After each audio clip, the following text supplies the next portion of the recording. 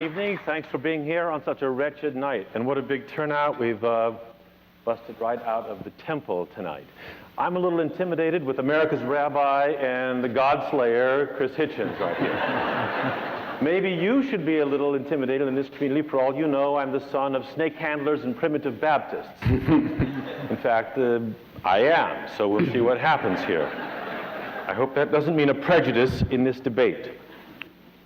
I made a mistake with my third child. I waited until she could speak to have her baptized.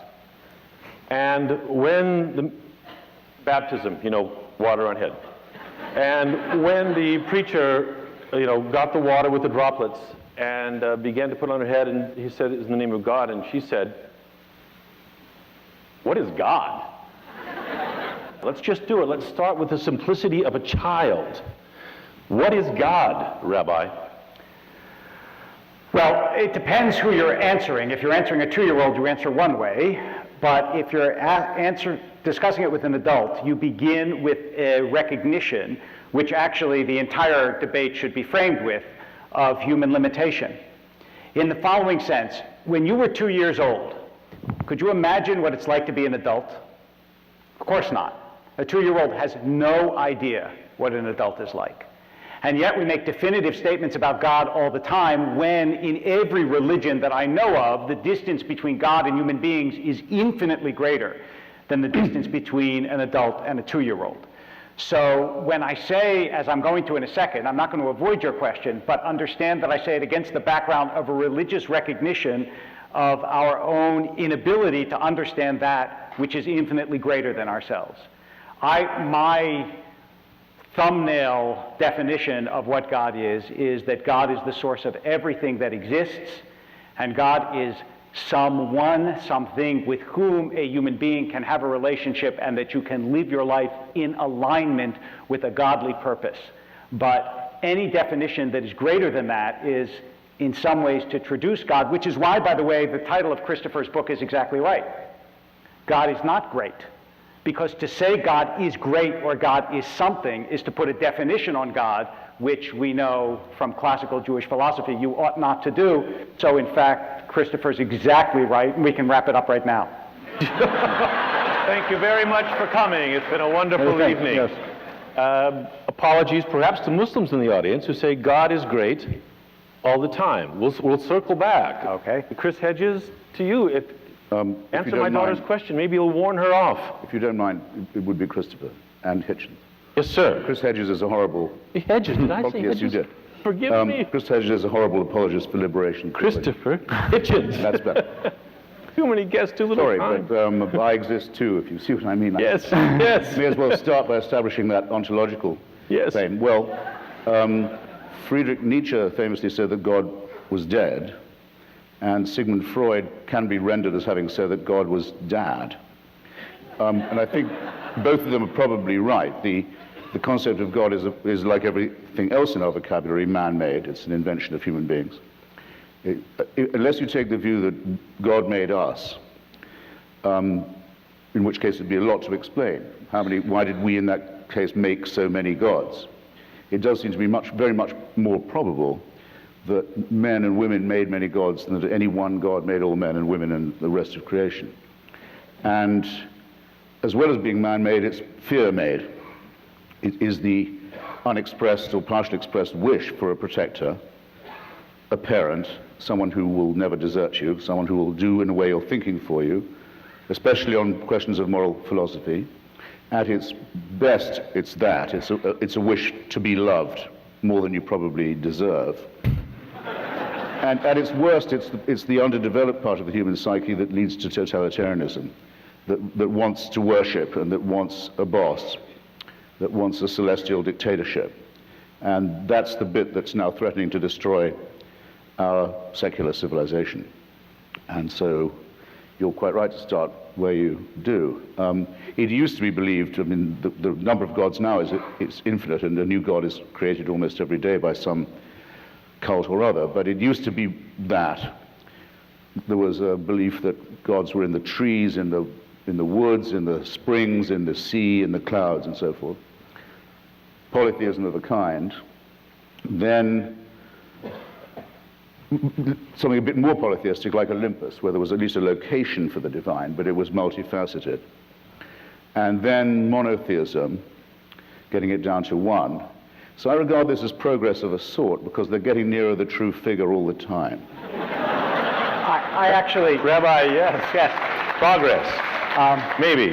Which is why, which by the way is why the Vatican, in its old days, was very upset by the concept of zero. Didn't like zero at all, the most important number of all, the number without which you can't do anything, which wasn't there in Roman numerals. No, it was invented in Islamic also, civilization, and unfortunately actually. also struck them as a sinister import from in partibus infidelium, from pagan lands, but also the concept of zero was very troubling for theism, and must be, and does indeed remain so. It's one of the many, many ways in which theism is not compatible with the scientific worldview. Rabbi Wolpe, may I ask you?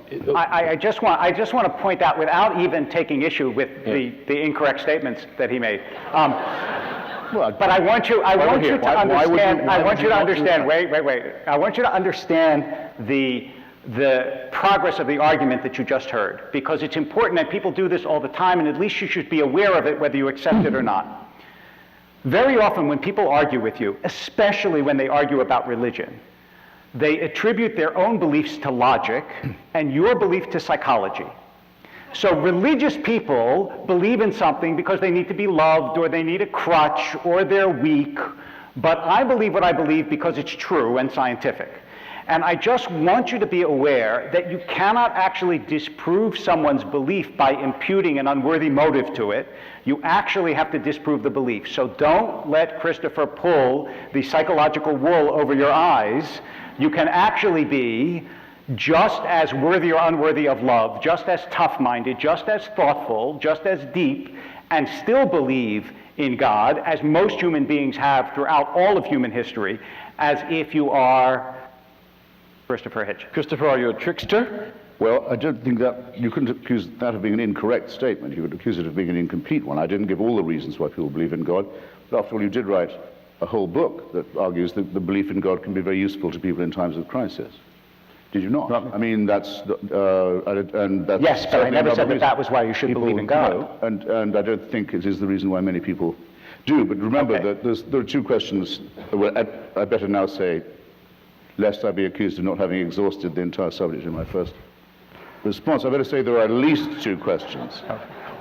One is this: is there a God, a creator, a prime mover, an uncaused cause, whatever you like to call it?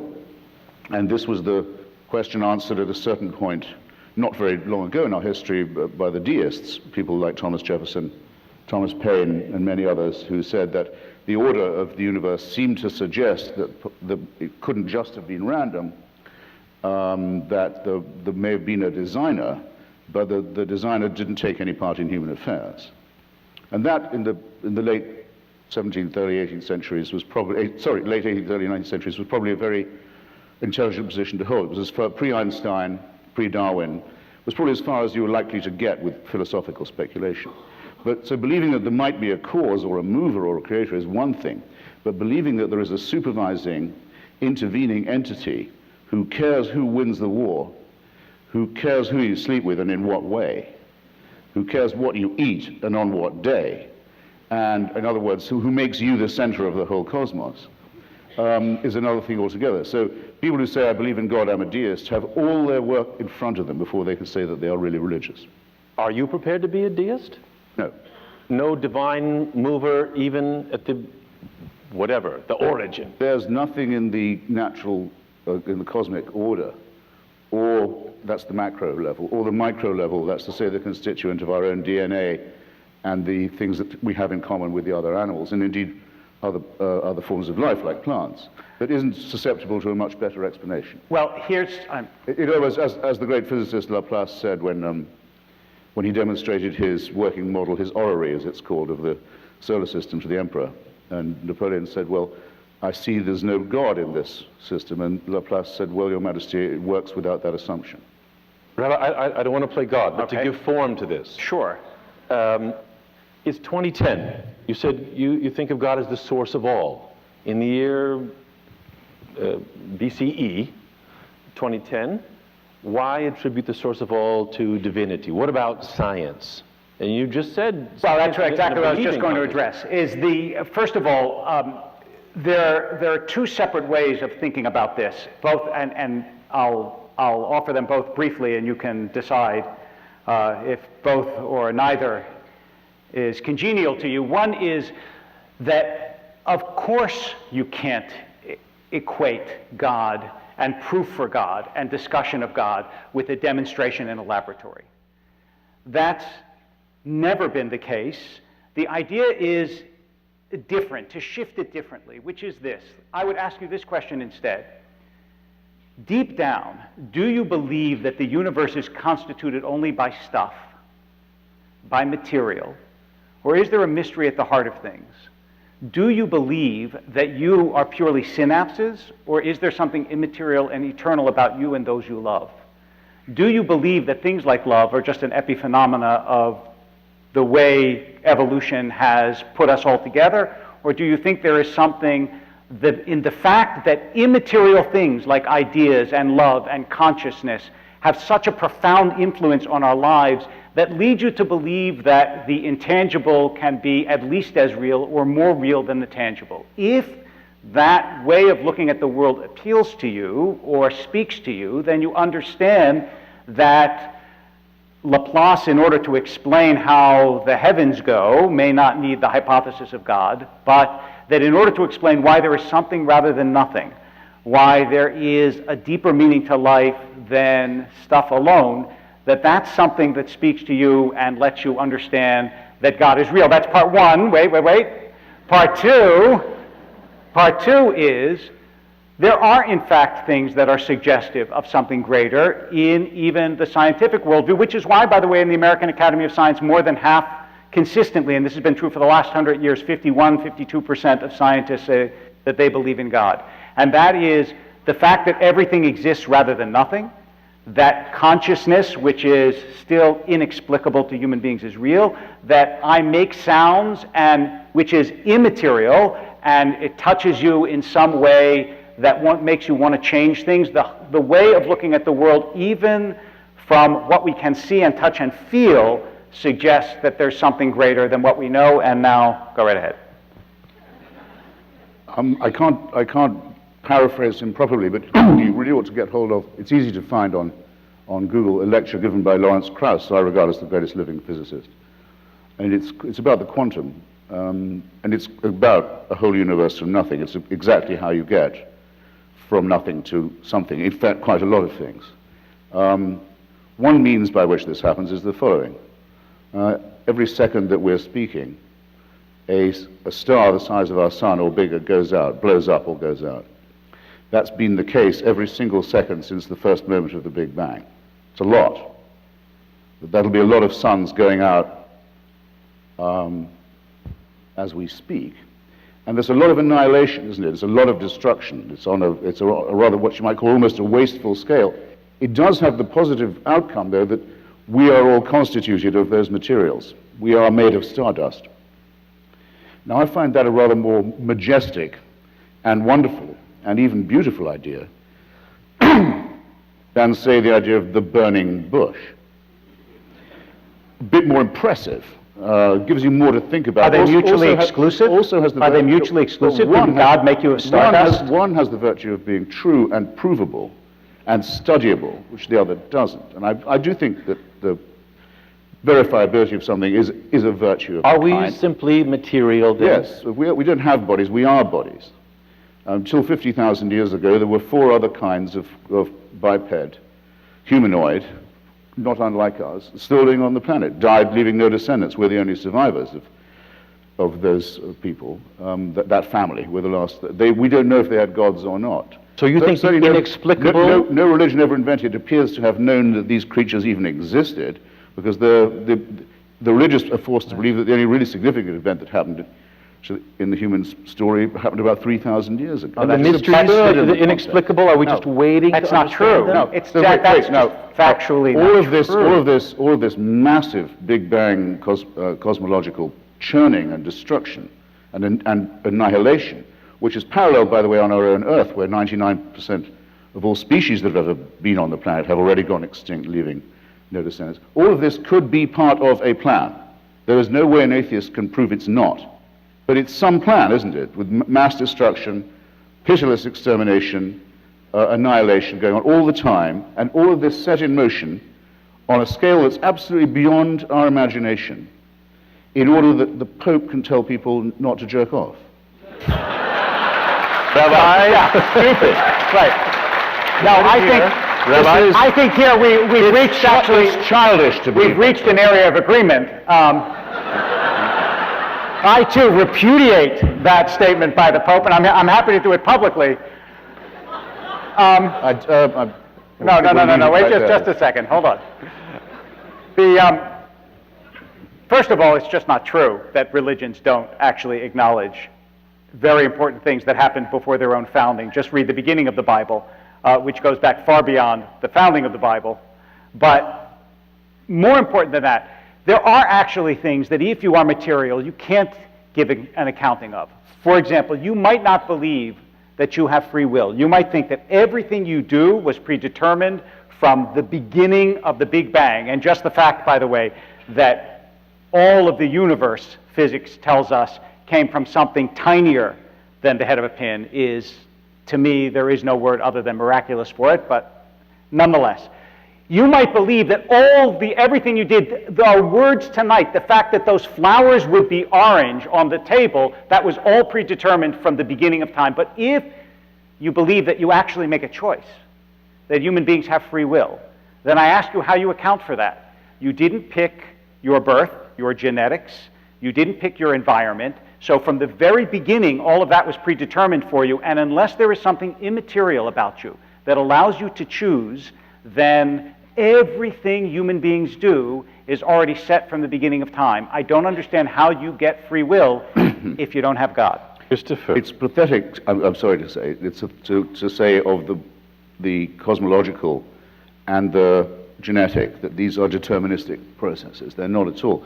They're full of extraordinary randomness, and in the genetic case of mutation. Stephen Jay Gould, the great paleontologist, wrote a book which I recommend to you called The Burgess Shale, which is it's the side of a mountain in Canada, in the Canadian Rockies, that's sheared off.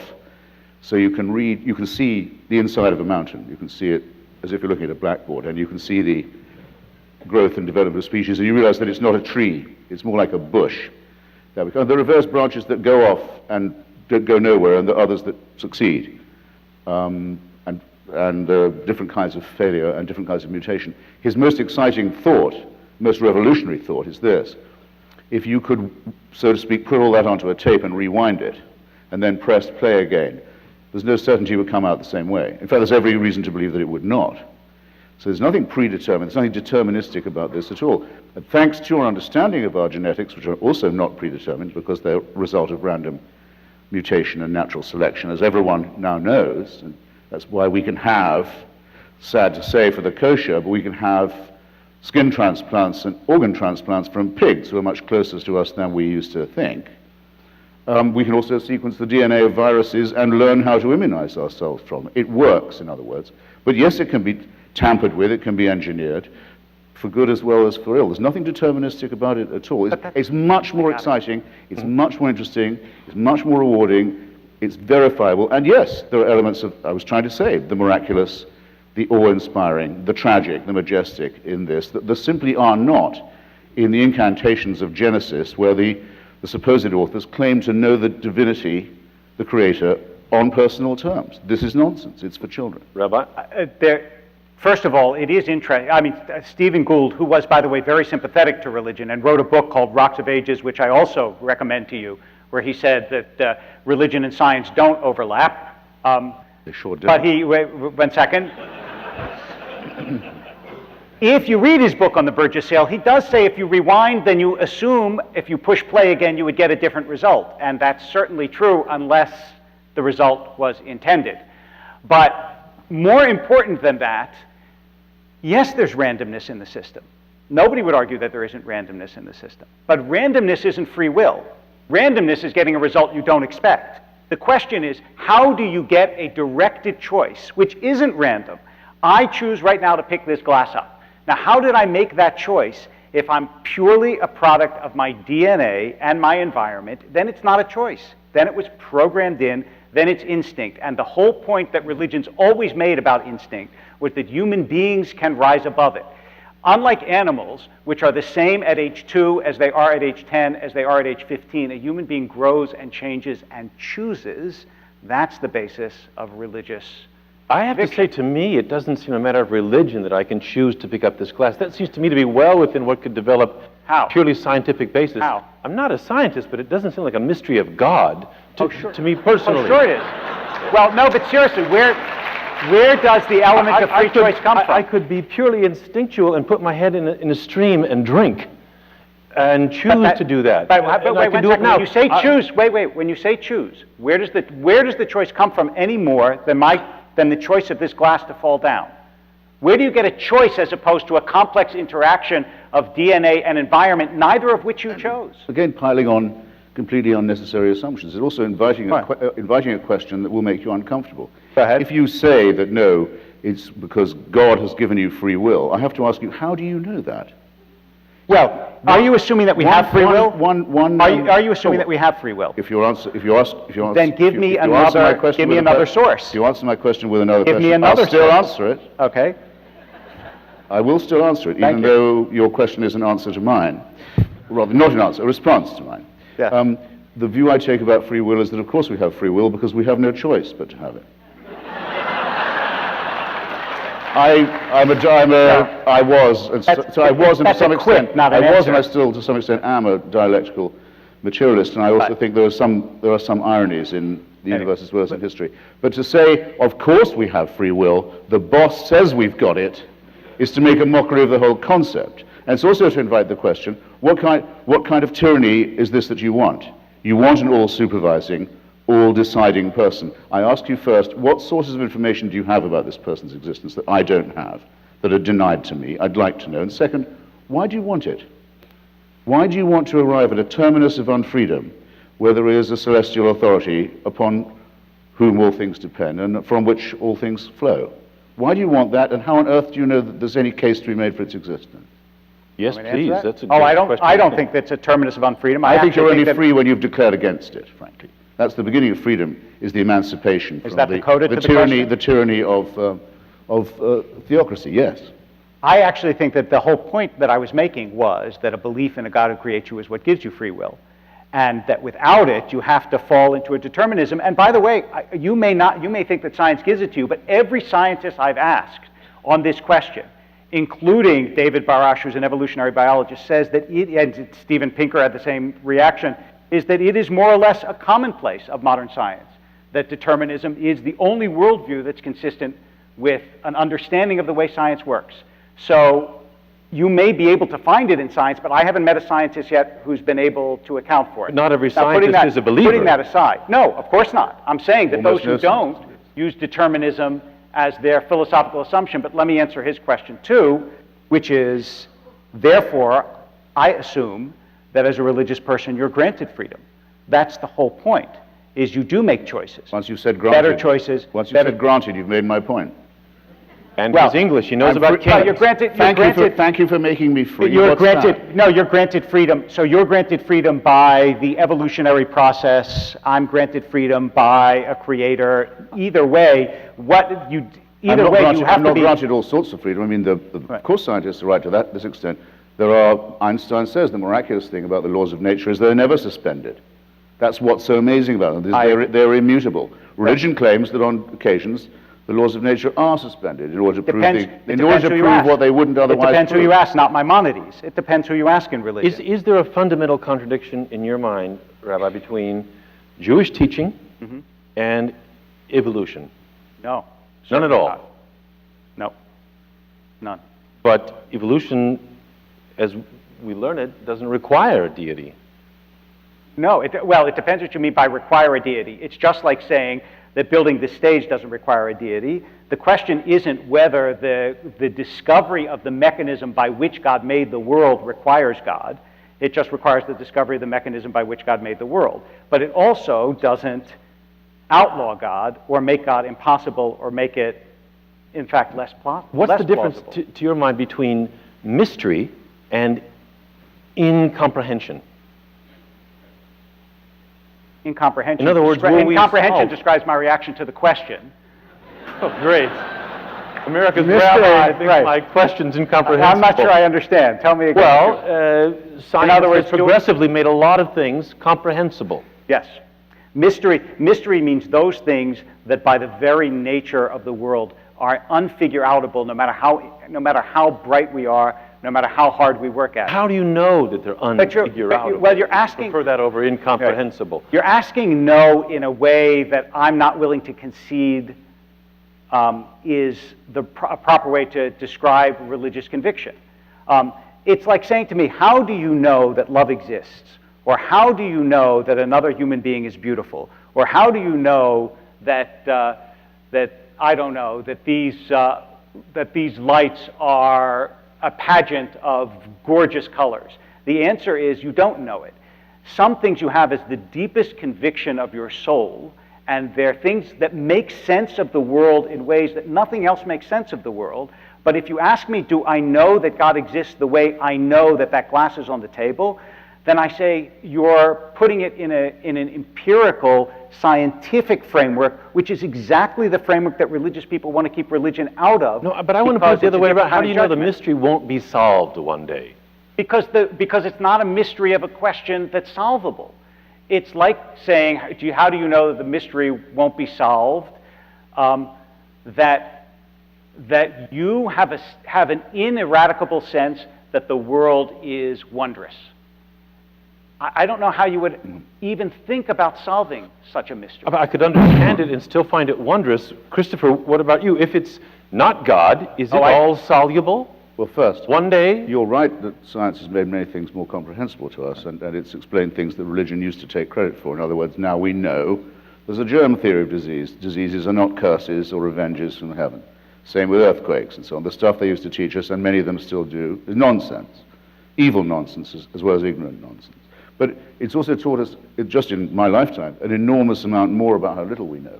We're much, much more ignorant than people who lived before Galileo. Because we have now an increasingly large idea of the fantastic expanse of the unknown. That's precisely the moment at which to say that skepticism is what's necessary, inquiry, debate, doubt. Where's faith in this? Where's the usefulness of faith there? There's no use to it at all. Socrates, who, as far as I know, existed but may well not have done, it doesn't matter to me. No one will insult me if they say, Socrates, your great hero, didn't exist. Try it on a Muslim, try it on a Christian, their prophets didn't exist. Or tell people that Moses is a myth. They start hurling themselves about, making menacing noises very often. Socrates said, you're only educated when you've understood how ignorant you are. And you're only going to even find that out by doubting everything all the time. There's all the difference in the world between that outlook and that mentality, and the mentality of faith. And second, on metaphysics, which I noticed, take refuge in several times already this evening, like what is love? Is something poetic or is it prosaic? Very good questions, but metaphysical ones. Those who say God exists and intervenes in the world, in other words, those who say there is a religious God, the God of religion, are saying that redemption is on offer to human beings, that salvation is on offer to them, and that if they reject the offer, they can be in really big trouble. Now, don't start talking to an audience like this, or, if you don't mind, to a debate partner like me, as if religion was a private matter, because everybody knows that if it was, there wouldn't be anything to argue about. It's precisely because it claims to be a total solution, a complete solution to all problems, available on pain of death, sometimes, in some forms, but available to you if you'll only have enough faith. Well, we've just found out that faith is probably the most overrated of the virtues and the one least useful to us in the real dilemmas that we actually have to face. There are so many things to unpack in that statement that I'll just pick on two or three. The first being, interestingly, that Socrates, whether he existed or not, according to Plato at least, believed in the gods and even in an afterlife. So he didn't doubt everything. The gods may be. But, wait, didn't interrupt you. But I want you to know, and you should know this in particular, I didn't interrupt you twice.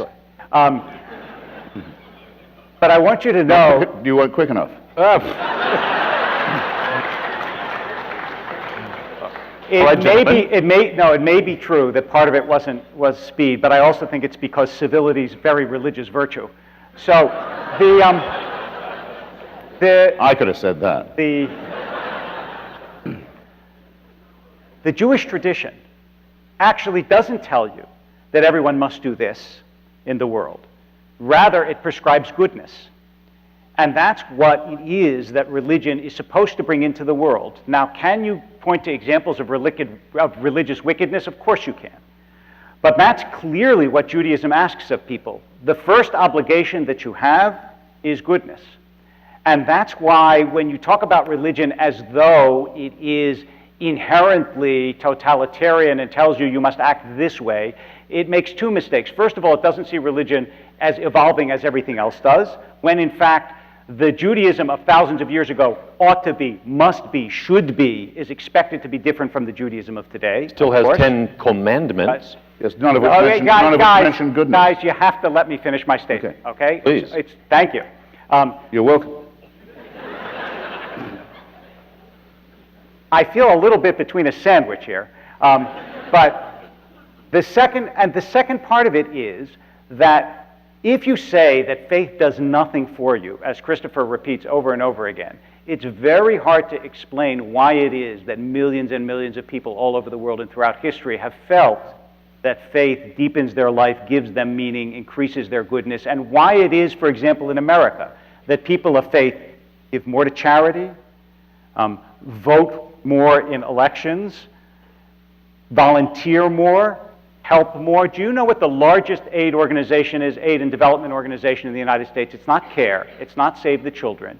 It's One World, which is a Christian organization out of Seattle, which not only gives millions and millions and millions of dollars across the world, but sends people all across the world to the most beleaguered, helpless places, and they do it because they believe they're called to do it by God.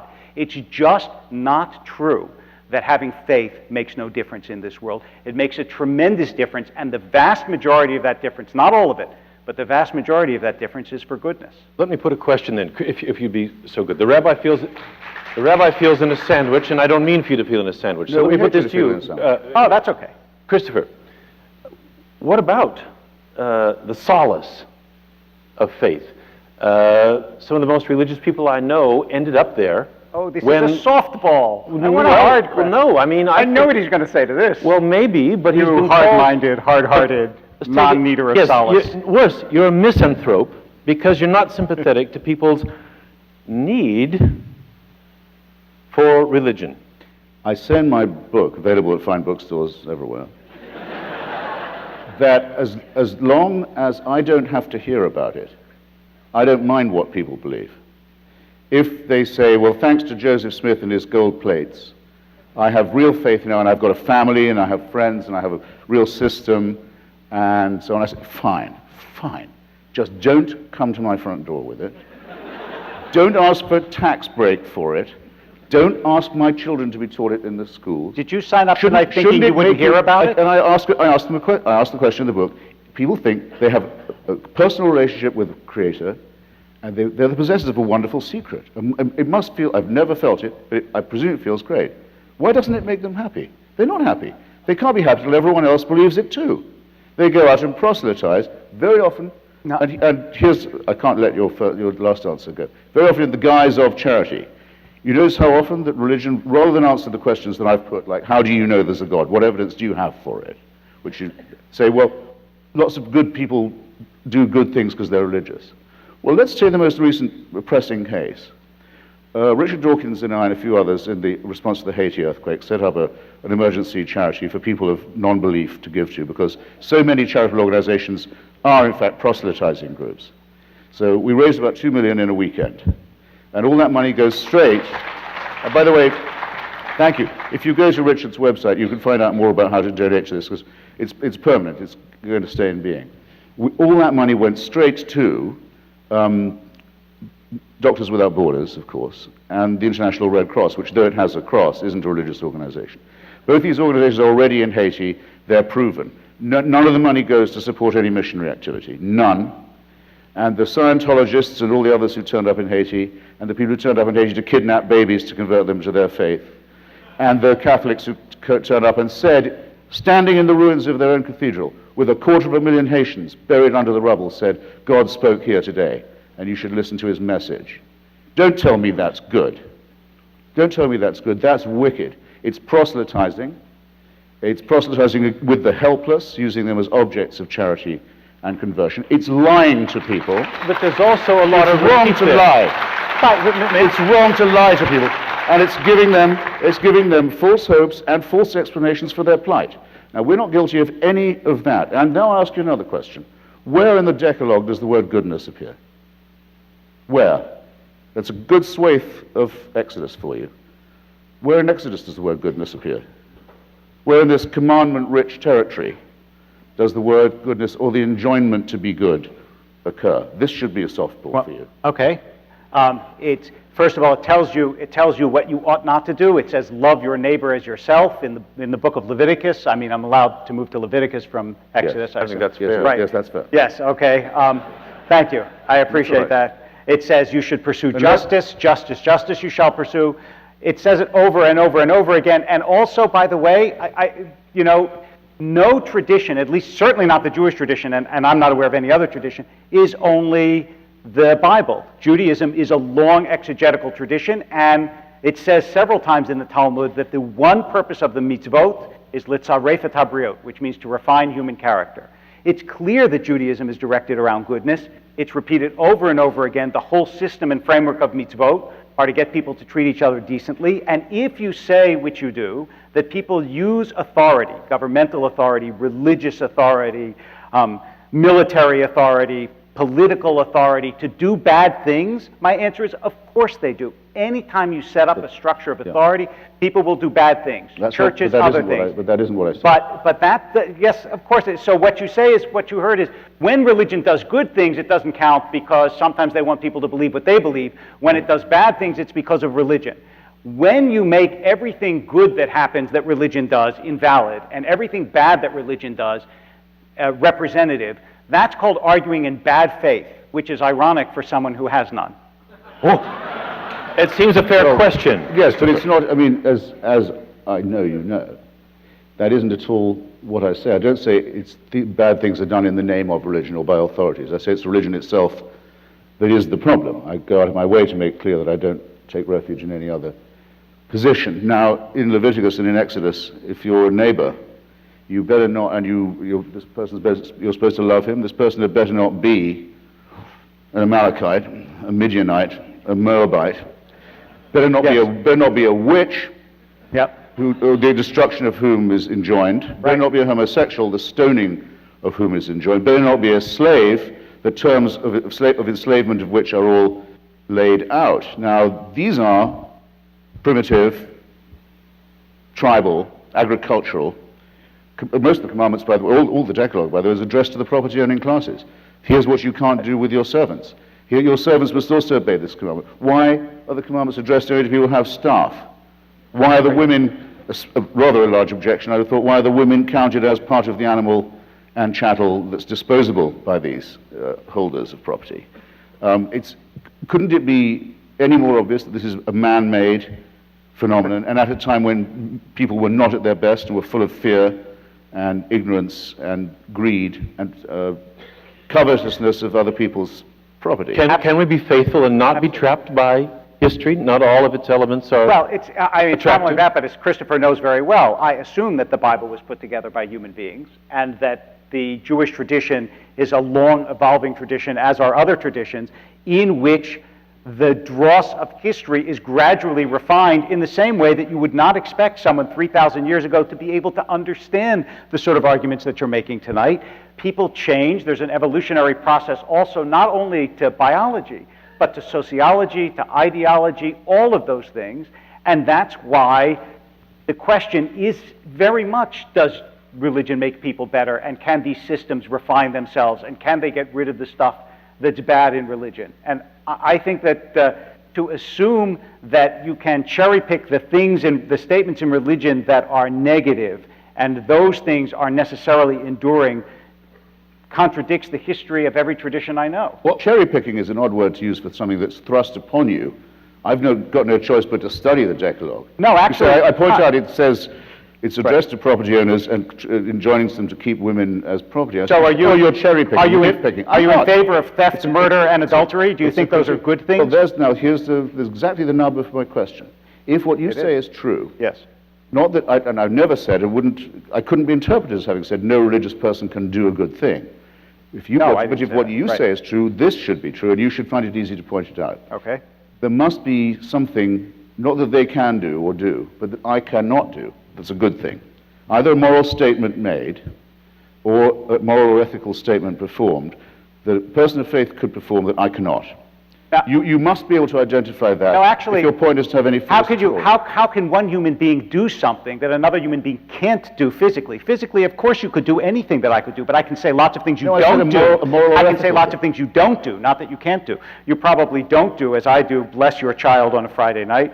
You probably don't create great works of art based on religion. You probably don't go halfway across the world feeling that you're motivated and called by a God who tells you to help other human beings. I mean, all those things are things that religion motivates people to do. Not that you can't do them, but that people generally don't do them if they're not motivated by Come on, religion. no, get real. I mean, pronouncing an incantation Yes. isn't a moral action. Of course it or is. is it? No, it isn't. It's only not a moral action if you don't It can feel subjectively the be enormous. It's if not a you- moral if action. you- Anyway, it's it only is not a something. moral- It is wait, something. It wait, is it's not- something I could do. It's not. I know, of course you can, and I encourage you to do it. Yeah. It's only not a moral Maybe action one day. if you don't feel None. the unique expression of love when it takes place in an atmosphere of sanctity that is not the same as saying to a child, I love you. I have to tell you, I mean, some of you knew my father, who passed away in May, who was a rabbi. When I think of the most powerful and intimate moments that I had with my father, it was when he put his hands on my head and blessed me on a Friday night. Now, he would not have done that were he not religious, and it wasn't the same as when he kissed me goodnight and said, I love you. Because there is an element in which religious people dwell. It's called a world of sanctity that you can't invoke and can't dwell in if you don't believe that that realm exists. Christopher, So do you? Well, wait. First, I'm sorry for your loss. As the Irish say. Sorry for your trouble. Right. Second, but I'm still going to have to insist. I don't think anyone in the audience can consider that's an answer to my challenge. Of course That's to say there's a moral or ethical statement or action that an unbeliever could not perform. But could not means that you're physically incapable of it. And No. I'm willing to concede No, if right it's here, goodness, it would you be can morally do everything I can do. Well, let's Of not go course that you far. can. Let's go. Of course you can. All right. Well, then. Okay. I mean, all right. you have to say wouldn't do. You Well, can't say I will leave, can't since do. you won't answer it, I'll just leave the question to the audience. If anyone I can just come did up to it. me and say, here's a moral thing you couldn't do, not don't do, but could not do, that only a religious person do, I'd be very interested to hear of it. No one's ever come up with anyone. let me ask you a Second, question. there was a brief corollary.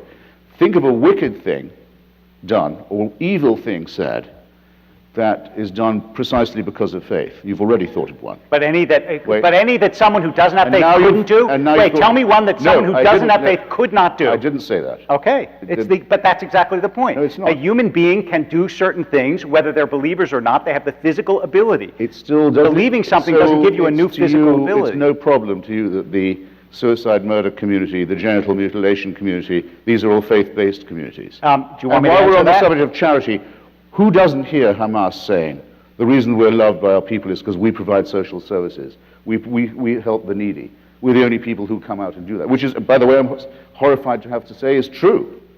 But do you excuse them for that because they're charitable? Of course No. not. Do you not think that they bless their children a whole lot? Yes, and I bet think you that that's a could- beautiful I've thing heard that they them do. it. Right. You try But being. I don't think being a they're- Muslim children and the child not be blessed the entire time. That's part of the authority that they claim. They claim Christopher, to I own these want people. to ask, This is all faith-based. who steps up to, you won't like any of the language, but life has a lot of despair. People fall into despair. Who steps up to save? And I don't mean in Christian terms necessarily at all, but who steps up to reach out to those people? And for society as a whole, if you don't have the teaching of religion, what will offer a kind of moral construct? I don't see it in schools. Union halls are gone. Who's going to give people I live in such a world. structure of I live in such a meaning? world. It's called Hollywood. You see Hollywood. what happens. Well, Yeah, exactly. I mean, right. it may have blemishes. It may be deeply flawed. It may be fatally flawed, you would say. But what's the substitute? What's the structure for moral teaching I and think- save the despairing? I think despair is quite a good starting point myself. I mean, I think it's very good to know that we're born into a losing struggle. I think that the stoicism that comes from that and the reflection that comes from that is very useful. I'm not very impressed by people who say, well, I wish it wasn't true, so I'll try and act as if it isn't. It is true. Everything is governed by entropy and decline and annihilation and disaster. And you're born into a losing struggle, and because you're a primate mammal, you know you are, and you know you're going to die, and that there'll be a lot of struggle and pain on the way. I don't want a world without anxiety and grief and pain and struggle. I can't get it. No one's saying you but can't those have who offer that. it to me, I spurn the gift. I don't want what you want. I don't want the feeling of eternal love and peace. Love and peace, very, very overrated in my view. One of the many reasons, actually, I should despise all religions equally, but and I do in a way. But one way in which I prefer Judaism to its rivals is that the emphasis is more on justice than on love. I want to go to the Rabbi. Why is that not misanthropic of you, that attitude? Misanthropic doesn't mean I have to hate people. Well, it means I respect. It's hard. It means I respect them enough. It means I respect them enough not to offer them false consolation. I do think it's important. The realm of illusion will not help you to cure this condition. I do think it's important to say that part of this is based in temperament, but also part of it is based in life experience. I spend a lot of my time at the bedside of people who are dying, with parents who lost children, with husbands who lost wives and wives who lost husbands. The sense of community that is created by religion, the sense that life is meaningful even if it's short, all of that, it's not trivial, it's not cheap consolation, it's not illusion. It goes to the depths of the questions that human beings ask themselves. And I know that you can make a clever remark about the cheap selling of religious consolation, but you know what? The remark gets melted by the heat of human anguish when you're standing beside the grave of a child who died and the mother is saying a prayer, and that brings her some measure of comfort because she really does believe that this world in some sense is meaningful and is not nihilistic and is not empty and is not foolish. And although I can't prove to you in an empirical sense that in fact the world is meaningful, at that moment, even as I question it, it seems to me the deepest instinct of my soul. Well, if you'll...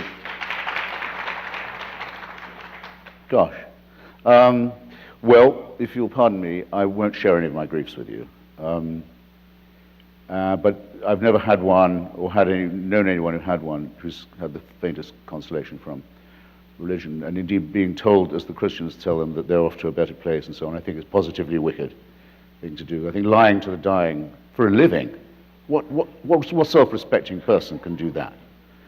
And you know it's a lie because, tell me how you know it's a lie, since you assert it again and again. Because the person saying it cannot possibly know it to be true. And therefore it's a lie. They don't have access to information. Even if they believe it, it's a lie. Yes, it's a lie. But how do we create, for those who aren't able or don't desire to walk around in despair or to walk around in irony, in a world that can bring plenty of despair?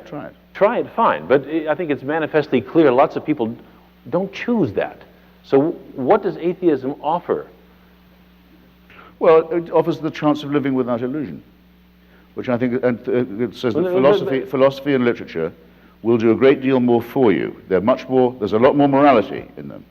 There's a lot more ethical discussion in Dostoevsky, say. It may be true, but who will present them in our society, in a real society? Who will present them in a way to create structure? For now, I'm presenting. There it is. For now, I'm presenting. I can't do... You're going to be very busy. I can only appear in my own person here.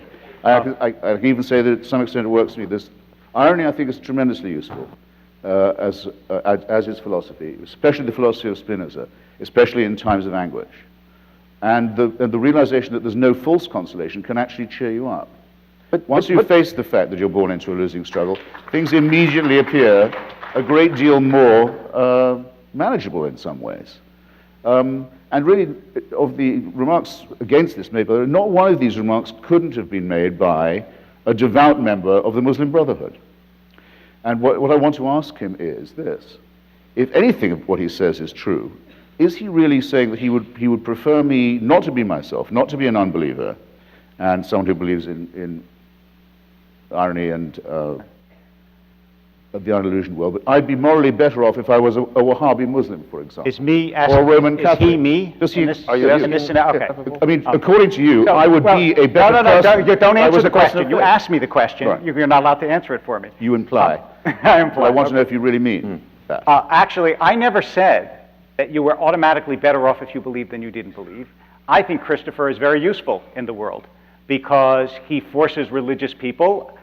I mean, he's useful for many, many reasons, obviously, to the world, but he also forces religious people to think seriously about their faith. And as I understand the God that I believe in and the God that Judaism presents, the first and primary demand is not belief. The first and primary demand is goodness. That's exactly what characterizes Judaism. And therefore, if you say to me, I'm a good person, but I don't believe, is it better that I would be a miserable person who believed? All I have to do is look at the sources and say, obviously not. Obviously, it's better for you to be who you are and to promote goodness in the world. That's exactly, l'takeno olam b'malchut Shaddai is what the Jewish tradition teaches, to make the world better under the sovereignty of God. But notice the first clause in that is to make the world better. So if you do that, that's the primary demand of any faith that I think is worth its salt. May we turn on that point to what Barry Schregg raised as an acute concern, that is violence. And the question of whether violence is integral to religion or exceptional and an offense to religion, or both or all three, violence and religion. Okay, so I'm going to try to abbreviate this. There are two things to remember. First of all, most religious conflicts are not about religion. What you find is religions will fight when there's land, when there's power, when there's resources, when there's water, when there's money. It's very rare for a religious group, not inconceivable, very rare for a religious group to say, hey, guess what? There's someone halfway across the world who believes differently, let's go get them. It's the people who live next door to us who are other than us, we should get them, and by the way, along the way, we're going to take their land, and we're going to take their riches, and we're going to take this. And that's because, and if you look in the Encyclopedia of War, which is probably not something that you peruse in your leisure hours, but if you do, you will see that it identified 1,763 wars since the beginning of time. 123 of them are identified as religious wars. When you take religion out of a society, you don't get a more peaceful society. We look at the 20th century. It was like a laboratory for that. Stalinism, Maoism, Nazism, Cambodia, North Korea versus South Korea, on and on and on and on. The fact is, the record of extracting religion is very poor. And the final point is this, which is, if you ask why religious people fight, the answer is clear. It's because they're people. I have a colleague, not a rabbi, but a psychologist in Los Angeles who studies bullying. Do you know at what age bullying is most prominent? Think to yourself what age, and then I'll tell you the answer by far. The answer is preschool. Because we're not born all sweetness and light. It's why it's so much hard work to get a kid to be good. Right? Parents don't have to say to their child, why don't you share a little bit less? You know? Because you're too selfless, you're too kind. Instead, it's very hard work to get people to do well. What religions are known for is their attempt to make something straight of the crooked nature of human beings. And they fail again and again and again, exactly as you would expect if you know human nature. But that doesn't mean that the attempt to do it makes people worse.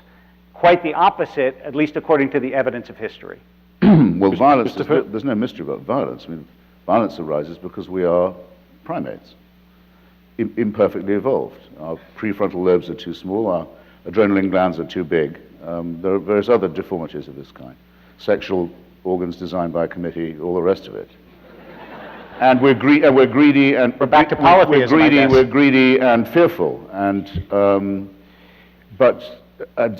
covetous of other people's and also surprisingly, it's probably our biggest defect, given that the reason we're so successful is there's almost no genetic difference between us. If we were dogs, we'd all be the same.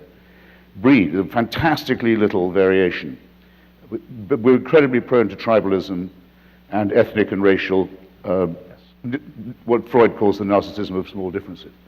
So, of course, if a tribe, let's say, that's calling itself the Children of Israel, for the sake of argument, decides that it should kill all the other tribes that get in its way, take their women as slaves, butcher their men, take their land, take their cattle, and so battle in this way across to Canaan and take everyone else's land and burn down their...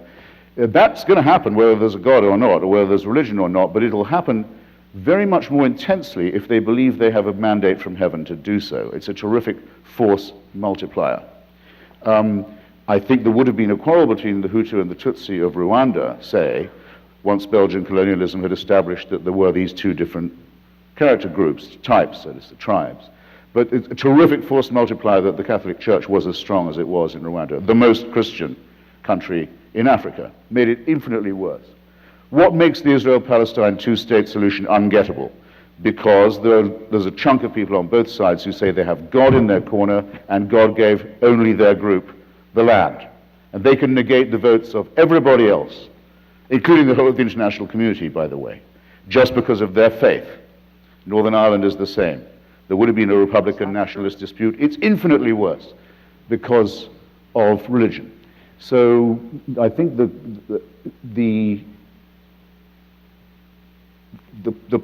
corollary I'd like to hold would be that the less religion there was, the less violence there would be. But I can't in good Darwinian conscience say that. But I think the more that people refused orders that were divine, as for example, to take the preposterous allegation that the Rabbi makes that the wars of the 20th century were secular wars, the belt buckle worn by every soldier in the Nazi army that says Gott mit uns, God on our side. I don't think that was a help to you. Things were bad enough as they were. On page 70, I think it is, of Mein Kampf, Hitler says that in taking on the filthy virus of Judaism, I know I'm doing the work of the Lord, and I'm summoned by the Lord to do this work. A book, one of the very few books the Vatican didn't ban in that period, by the way. I don't think that was a help either.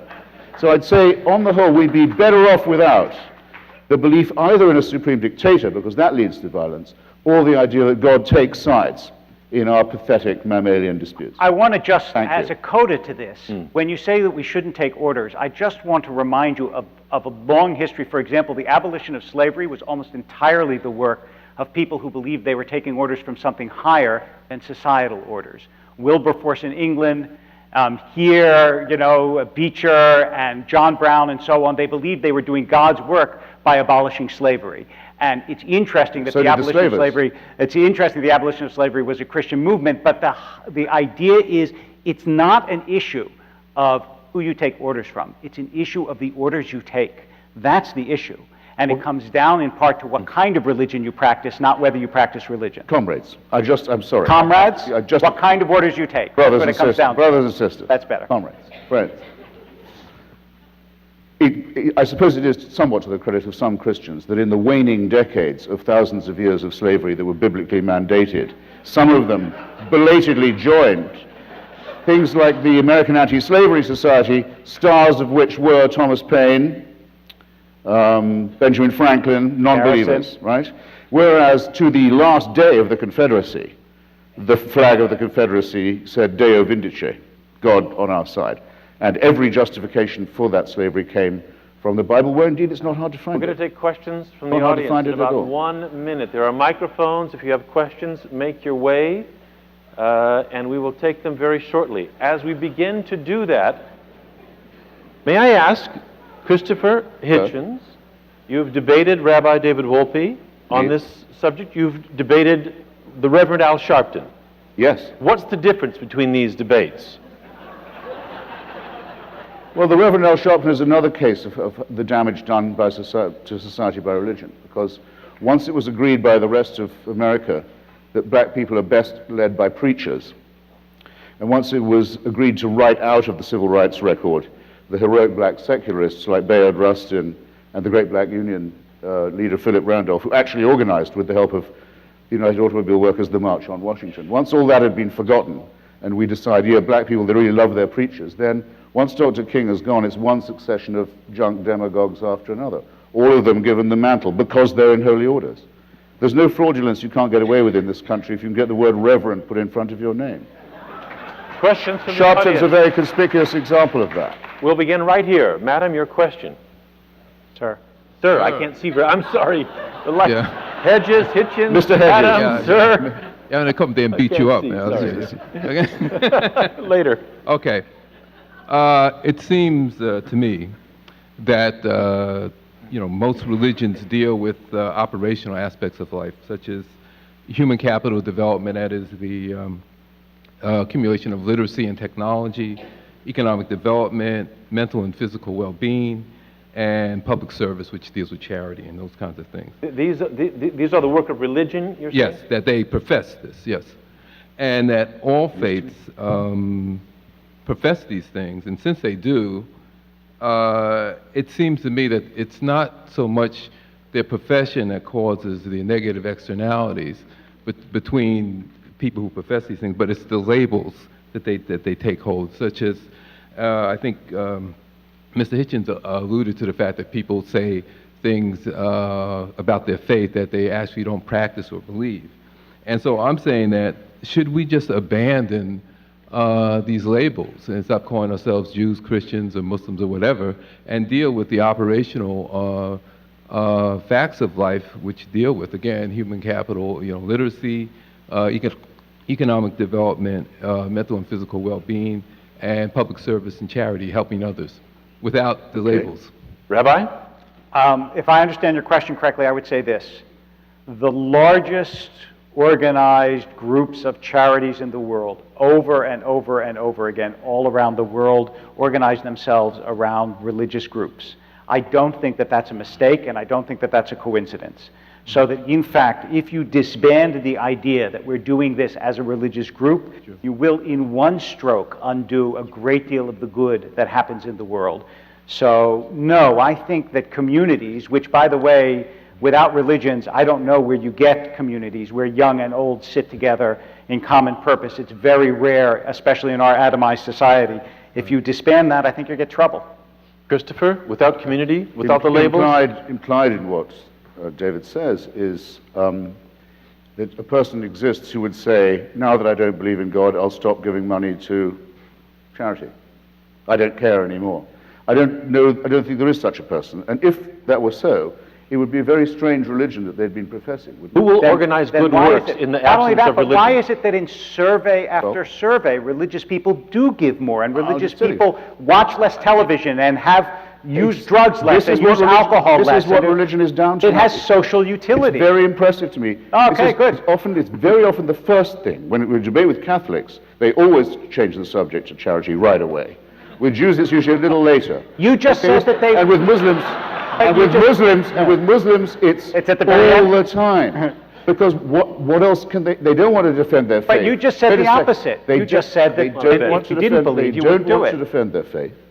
They don't want to say, they feel uneasy talking about redemption, salvation, all this kind of thing. But look at the good work we've done. If you talk to the Mormons, they'll say, you may not think much of Joseph Smith. And I say, you got that right. But, boy, you should see our missionaries in Peru. So government will do the work if religion does not? Excuse me, government? What has this got to do with the existence of God or the validity of religious claims? It has nothing to do with it. Social which utility. is why it's always introduced as a time-wasting tactic. Wait. No, don't applaud that. Nothing to do with it. He just... But... All right, all of you who applauded, I just want to ask you this. If Christopher says to me, God doesn't exist, and I say, but we do good things, he's got a point. But his previous comment was, people who don't believe in religion do good things. In response, I say, in response to the question, people who believe in religion do good things to a greater extent. And then he says, well, why aren't you talking about whether God exists? You made an argument against the social utility of religion. I then made an argument for the social utility of religion, and you turned theological on me. I have not conceded that it's to a greater extent. Let me give you an example. With the great Brazilian photographer, Sebastião Salgado, whose wonderful work on the primary producers of the Third World, you ought to be familiar. One of the great photographers. He's the ambassador, as the UNICEF calls it, the United Nations Children's Fund, for the eradication of polio. I went with him all over Bengal. We got it down to the point where, except for a few bits of Afghanistan and El Salvador, polio was almost gone from the world. It could go with smallpox, not a small thing. done by UNICEF, a secular organization. And we nearly got, a date was announced, but we were pretty sure polio would be gone. And it spread back because largely Muslim groups in Nigeria and also in parts of Bengal and Afghanistan told people, don't go get your children inoculated. It's a plot by scientists and Jews and others to sterilize Muslims. And that plus the Hajj, that plus the wonderful devotional habit of going to Mecca all the time and taking all your diseases with you has meant that polio is back all the way across Africa now.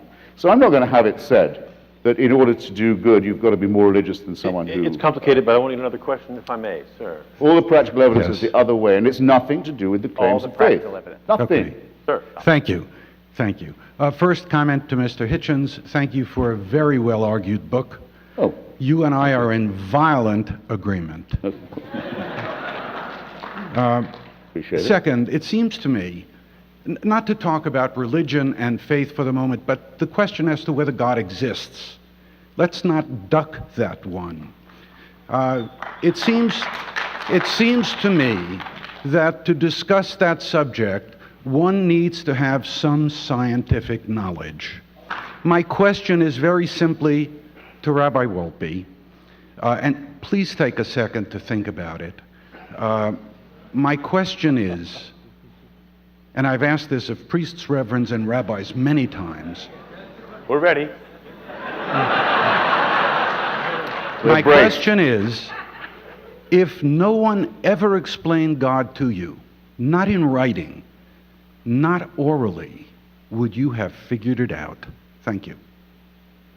So, first of all, I think that it's important to understand that the idea that there's an inbuilt opposition between scientific knowledge and belief is contradicted by some very prominent scientists, including Francis Collins, who's the head of the Human Genome Project, who wrote a book in favor of God, Owen Gingrich, who's an astrophysicist at Harvard, who wrote a book talking about his belief in God. I always find it interesting that people assume that the expertise they have is necessary in order to make the assertion that someone else makes, and if they don't have it, then they can't speak about it. I grew up in a home where one of my brothers is a PhD in bioethics and the other one is a PhD in developmental biology. They talk science all the time. I think for a layperson, I have a reasonably good grasp of some sciences, and I would say, absolutely, I can make the assertion that God exists precisely because the criteria that is used for a scientific assertion is not used for a religious assertion. Nobody asks, in the same way that you make philosophical statements that are not subject to scientific criteria. If you ask yourself, what does the world look like to something that's not human, to a bat, to an ant? The answer is, we can't possibly know that because we can't unknow what we know and we can't look at the world through different eyes. So if you ask me, would I have come to this belief if it wasn't explained to me? My only evidence to answer that is yes, human beings did. And either it was explained to them by God, which is what I assume, or you would come to it naturally. So yeah, I think I would come to it naturally, but can I prove that to you? No, it is precisely one of the many examples of unprovable questions that we nonetheless can feel deeply about. My point, though, is that early on... Is this a debate or is this a question? Early on... Sorry, man. Let me put it to Christopher. Do you assume that everything will one day be solved scientifically, or does it matter to you? No, all the science is going to do is keep on teaching us how little we know and multiplying the distance between our own attainments and our desire to master these matters. Many of these questions will remain undecidable, which is the way I like them. Religion and science can coexist in the same person, that's true. Now, I know Francis Collins. He's brilliant on the genome, but if you've read C.S. Lewis, you don't need to read him on religion. It's unbelievably naive. So Isaac Newton was an alchemist, a very strong, if rather superstitious Christian. He thought the Pope was the Antichrist, might have been onto something there. But a very weird, full of very weird beliefs. I thought if you knew the measurements of the old temple, you'd know more than if you understood gravity. Alfred Russel Wallace, who did most of Darwin's work for him, was a spiritualist, would go to table rapping sessions, listening to burblings from the beyond. Joseph Priestley was a Unitarian and believed in the phlogiston theory. Couldn't that be a But late it's really burbling? only until, I would say it's only until Albert Einstein, not until, Albert Einstein, that you get a scientist who's also essentially a philosopher of pure mind. That's the great breakthrough. And now you can have private beliefs and be a scientific person, but no one says my science helps to vindicate my religion. No one says that anymore. That's not doable. I want to get to more questions, please. Yes, I have a question for both of you regarding the existence of a universal morality.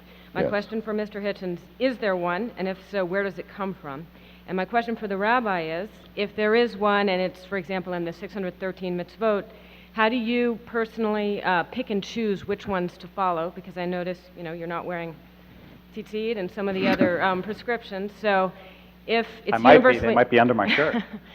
Well, there are, I won't go there. But generally speaking, can you be a good Jew and not follow the 613 if that is the prescription for universal morality? Well, the most commonly taken universal, absolute moral statement is what's sometimes called the Golden Rule, which, well, Rabbi Hillel says don't do to another person what would be repulsive to you. Others say do as you would be done by, just putting it the other way. It's in the Analects of Confucius. Very few societies don't have it. So I think that's what we'd have to take as the nearest to an absolute. It's obviously subject to various relativities, alas. For one thing, it's only really as good as the person saying it. Should I not do to Charles Manson what I don't want him to do to me? Well, if you see what I mean. I mean, should we say, let's do to Charles Manson what we wouldn't want done to ourselves? Obviously not. It's just like the contradiction between the Old and the New Testaments. The Old Testament says an eye for an eye, a tooth for a tooth, which would lead to a very eyeless and toothless world.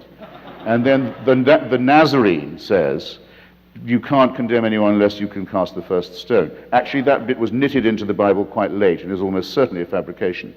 But it's believed in by many Christians who, as you know, will believe practically anything. But if you can't condemn anyone without being yourself without sin, then we can't even arrest Charles Manson unless we were sinless ourselves. So these moral absolutes are actually more full of moral relativism than you might think. And the reason people want there to be absolutes is this. They want there to be an absolute authority who can give them to you. Because wouldn't that save you all the trouble of thinking out ethics for yourself, which is where I started. Why not take that chance? More enjoyable, less subject to appalling commandments to stone witches and murder homosexuals. Very good, and all the rest. Yeah, all that. Rabbi, universal morality, and if there is...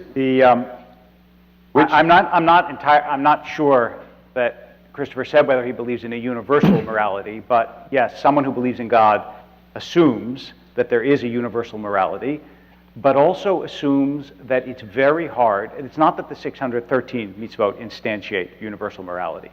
And moral reasoning, as far as I know, is certainly in other traditions, but obviously in Judaism, is an essential part of the Jewish tradition. It's not that you get out of thinking by being part of the Jewish tradition. In fact, questioning, reasoning, wondering, thinking, objecting is an essential part of Judaism. Anybody who studies Talmud knows it's filled with objections and questions. But the assumption is that there actually is a right and a wrong in any given case. If all human beings are evolved primates, there's not a right and a wrong. There's a better and a worse. There's a more powerful and less powerful. Nietzsche was exactly right. If God is dead, then power is all that matters. Because ultimately, there isn't a right and a wrong. There's something that promotes your interest and something that negates your interest. But I don't believe that. Excuse me, do you or do you not believe that human beings are evolved primates? Yes. But I also believe. I said if all they are. I said if all they are is evolved primates, as opposed to evolved primates who have a spark of the eternal in them, which I believe we do. Question. Two questions for Mr. Hitchens. The first one is, I was taught by a physics professor that if you go back to the Big Bang, beginning of the universe, in the first 1 to the 61st of the first second, the entire universe is in a tiny amount of space, and at that size, space and time can cross. And his point was that the whole universe came into existence out of a hiccup in the space-time warp, and therefore it's just kind of a big accident that we were here. And so my question is the same one that I posed to him that day. Why is there a space-time warp? which leads me to the second question, which is, wouldn't it make more sense that there would be nothing? Should be no universe, there should be no space-time warp, there should be none of us, and unless we're hooked into the matrix right now, we seem to be here. And so... You take that as an argument for God, is that what you're saying? For something. There's a great mystery at the core of the universe, and then why are we here is the second question, to argue those out. Okay, thank you very much. Well, I'd commend to you someone who's much more expert on this subject. I started by mentioning Lawrence Krauss's lecture on A Whole Universe from Nothing. But where's the grandeur, where's the divinity in the hiccup? And who produces the hiccupper? All you get from this is an infinite regression. Who creates this creator? It gets you nowhere.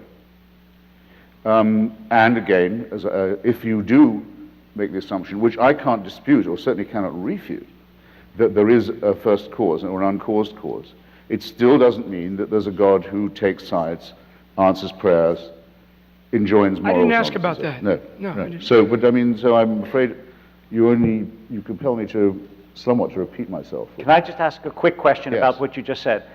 If it's an assumption that you can't refute, which I understand, I think everybody here would say you can't prove that there's not a God, but that doesn't mean that there is one. But if it's an assumption that you can't refute, why is it that when someone says, I believe that it is true, do you say they're lying? I didn't say that they're lying. You said to me, when someone stands I say when you lie, someone yes. who goes to tell a child that if they don't behave well, they'll go to hell. That wasn't the example that we someone used. who goes to the deathbed and says that I believe that there's a world other than this one. You're going to a better place is I think, a charlatan, a nauseating charlatan. I'll let it. And the question is whether religious people at the highest level have a better understanding of themselves than people who claim to be atheists. And in particular, we can ask the question, is Mr. Hitchens himself really as great an atheist as he claims? He's pretty good. Yeah, he's pretty good. Mr. Hitchens, are you a closet believer? No, a point of agreement between the rabbi and myself is that the human species, mammalian, primate, so on, though it undoubtedly is, and made out of the dust of exploded suns, does have a need for, I would say, the transcendent, would be one word, the numinous, even the ecstatic. Wouldn't trust anyone who hadn't felt this. And it has obviously to do with landscape, light, music, love, and I think also a permanent awareness of the transience of all things, and the melancholy that invests all this. So it isn't just gaping happily at sunset while listening to music. You're doing that knowing that it can't last for very long. Very important part of the awareness. People who didn't have this would, I think, be beyond autistic. But there's no need for the supernatural in this at all. There is no supernatural dimension of which this gives you a share. And yes, of course, for poetry and literature, we are rather stuck with the pathetic fallacy, if you know what I mean. The pathetic fallacy is giving human attributes to material things. So we're tempted to do that too. Rabbi, can Hitchens be saved? Just on the word evil, though, I personally find it a word you absolutely have to have. I decided this in Iraq, as a matter of fact, after I'd seen the Saddam Hussein's attempt with chemical weapons to destroy the Kurdish people of northern Iraq, and seen the, as it were, the stench of evil. I thought, now everything else that you can say about Saddam Hussein, psychopathic dictator, mass murderer, genocidalist, bad guy, as some people used to call him, things of this kind, wasn't up to it. There was a surplus value to totalitarianism, a sort of a numinous bit, a shimmer around it, that meant that evil is a word we could not do without. Do you see in he who speaks up for the numinous the possibility of belief? Do you smell a potential person of faith in Hitchens, or no way, no how? I think, no, I mean, to be perfectly honest and not to make a cheap joke about it, I think that Christopher is a person of tremendous, impressive faith, not the faith that I have at all, but faith in justice, faith in goodness. I mean, what he's done with much of his life is, I think, really awe-inspiring. That doesn't mean for a minute that I think that he's being dishonest about his lack of faith in the things that I believe, but does he have faith in a different sense? Absolutely. Can we do more? Yes? Mr. Hitchens, you are likely the world's most charming, roguish, and enlightened atheist, and I love you for that. But as a Sufi Muslim, I'm very ruffled by the title of your book. Of all the titles that you likely had at your disposal, did you have to settle for the literal negation of Allahu Akbar? Yes. I thought so. Thank you for that question. Thank you. Well, it's a very good question, and I'm glad. I wanted to come back to it. Why? Yeah, as I've said, I think that all religions are wrong in the same way, in that they privilege faith over reason, but they're not all equally bad in the same way all the time. I mean, if I'd been writing in the 1930s, I would certainly have said that the Roman Catholic Church was the most dangerous religion in the world because of its open alliance with fascism and anti-Semitism, which the damage from that our culture has never recovered from and never will. But at the moment, it's very clear to me that the most toxic form that religion takes is the Islamic form. The horrible idea of wanting to end up with Sharia, with a religion-governed state, a state of religious law, and that the best means of getting there is jihad, holy war, and that Muslims have a special right to feel aggrieved enough to demand this, I think is absolute obscene wickedness, and I think their religion is nonsense. And in its entirety? In its entirety. The idea of God speaks to some illiterate merchant warlord in Arabia, and he's able to write this down perfectly, and it contains the answers to all human. Don't waste my time. It's bullshit. But you're saying the same also about also that God speaks. The Archangel Gabriel speaks only Arabic, it seems. I just want to say, in retrospect, you were very civil, actually. I don't know what I was thinking. Is this the same characterization of all religions? Well, then? actually, no, because remember, Islam makes one special claim for itself. All religions claim to be revealed truth. They all are founded by divine revelation. But Islam rather dangerously says, ours is the last and final one. There can't be any more after this. This is God's last word.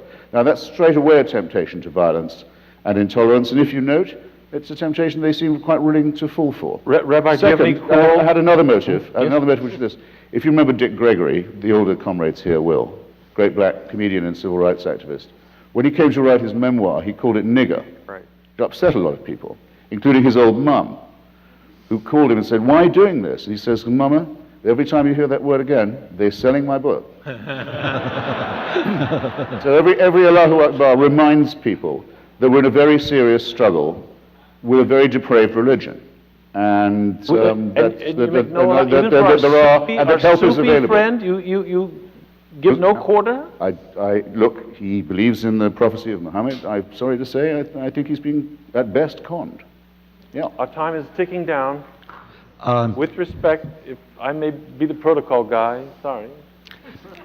Well, I want to go back to your answer to the question just before this, because I think, and particularly, I want to interrogate you, Rabbi, because you, in your earlier discussion and your answer to a couple of the questions, you seem to suggest that if there's something beyond the material, that's evidence for God, or it, and then on the question of whether there can be moral behavior, one can have a reason to act morally, you say that only, that requires the existence of God. If there's no if God doesn't exist, you don't believe in God, you don't have reasons to behave morally. But then I think in your answer, so I think that's where it was until your answer to the question before last, and at that point you seem to grant that the gentleman sitting to your left actually did have reasons to act morally, even though he does not believe in God. Yes, that's right. And I'm trying to figure out... I'll explain. The difference is not whether people in their own minds have compelling reasons to act morally. The question is, if you don't believe in God, and you say, you know what, I'm going to... why would you do good in secret? As Balzac put it, perhaps only believers in God do good in secret. Now, obviously, that's not true, but you understand the ideology behind it, which is, if you don't believe that there's a universal moral code that comes from beyond us, and that human beings make up what's right and what's wrong, why is it that I as a human being can't decide this is right for me even though I know it's going to be wrong for anyone else? In other words, the standard that arises only from human beings is easily broken by human beings, whereas if you think that goodness is woven into the fabric of the universe, which is what a believer says, then it's always wrong at all times, in all places, whether someone's watching or they're not watching, whether you're a believer or you're not a believer, that's always true, and that's the distinction I was trying to get at. I was very struck, because this is the core question, so we might as well revisit it. I was very struck this week reading, I'm sure you saw it, the Pope's brother, Monsignor Georg Ratzinger, who runs the choir school in Regensburg. He's discovered recently there's been some unpleasantness at this school, of which he was the steward for about 20, 30 years. He said he didn't know about any of that, and surely he claims not to have taken any part in it, but he said he did used to smack the boys around quite a lot. He said until Bavarian law changed and made it illegal for teachers to hit children. Right. Well, I don't want to be told anymore that without religious people we wouldn't know what morality was. He didn't know this until the secular law intervened and taught him how to behave. Now, wait. What is the church, what is the whole racket of the church in this? Protecting itself from it, saying, they were all ordered, don't go near the courts, don't go near the police, we'll sort this out among ourselves. And they say they're the people who prevent us from succumbing to moral relativism. I'm not hearing it from them. I'm sorry, it's insulting to be talked to in that way. The great recent governor of this state, Mr. Romney, wants to be president. Okay, there's a constitutional issue here. Mormons are supposed to say that they're prophet, as they call their leader. His word is sovereign over anyone else's, including the Constitution of the United States. So Romney has to say, and finally people did force him to answer the question, well, do you think that about your prophet? He said, no, the Constitution takes precedence in all cases. Fine. So to the extent that he's an acceptable person, it's to the extent he's not a Mormon. The discipline of secularism is necessary to civilize these superstitions. I hope very few of you begin your day by thanking God that you're not a female or a goy. Our time is short. We're going to swing around just a little bit. Yes, back here. Okay, this is for Mr. Wolpe. At the start of your talk, you said your belief was scientific, but you spent the rest of the talk backpedaling from that. But my real question is about free will. You say that you cannot get free will from a deterministic system. I can create a pseudo-random number generator that you cannot distinguish from randomness, no matter how long you look at it. It'll take longer than the life of the universe. Right.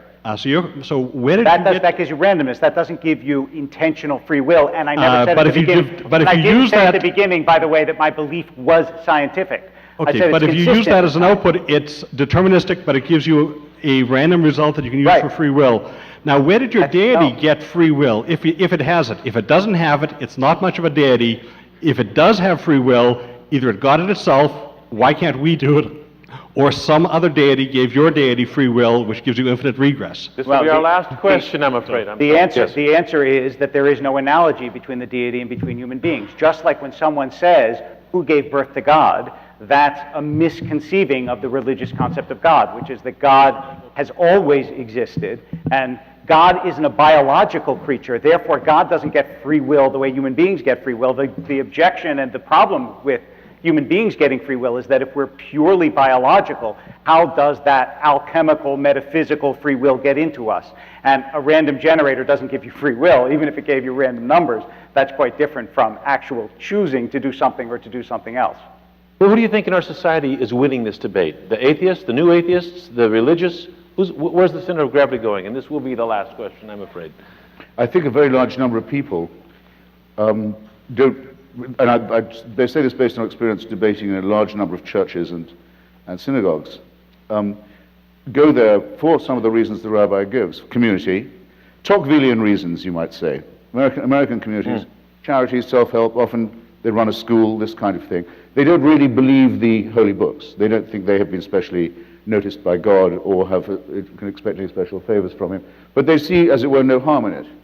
And there's a great deal of schism among those who do believe, enormous amount of schism. So when people say in opinion polls that, or when you read that 90% of Americans believe in the virgin birth and in Satan and so forth, I don't believe it at all. I don't believe it, and I don't believe people who had doubts about it would tell them to someone who rang them up in their kitchen on the telephone either. I think that underneath this there's a huge crust of doubt and a great resentment against American theocrats If you wanted to know how to piss off an American Protestant in the South, say, oh, are you one of those Jerry Falwell people? They hate that, rightly. You think you're winning then? I think that the supposed religious monolithic nature of America is grossly overstated. It doesn't describe reality. And it is certainly true, as one of the questioners mentioned, that the number of those who say, not that they're atheists, we're still a very small minority, but those who say that they have no faith and no allegiance to any church has doubled in the last few years. And that's according to a decent opinion survey, the Pew one, not a random poll. Rabbi, where do you see the center of gravity? And it'll double again. Toward you? Toward Christopher? Somewhere else? I'm not, I don't have a sociological expertise. I can't tell you in terms of statistics where it's going. This is what I would say. I think that there are lots of reasons why organized religion has trouble. Many of them have been enumerated by Christopher. There are various other reasons as well. But I actually think that the impulse to piety and the sense of something greater than ourselves is deeply implanted in human beings and will never go away. And in that sense, although people will find different expressions for their religious belief, I feel quite confident that actually most people will continue to be religious in the sense of believing that, that in fact life isn't an empty howling wilderness the way that Christopher describes it, but that, that there is something deep, lasting, eternal, meaningful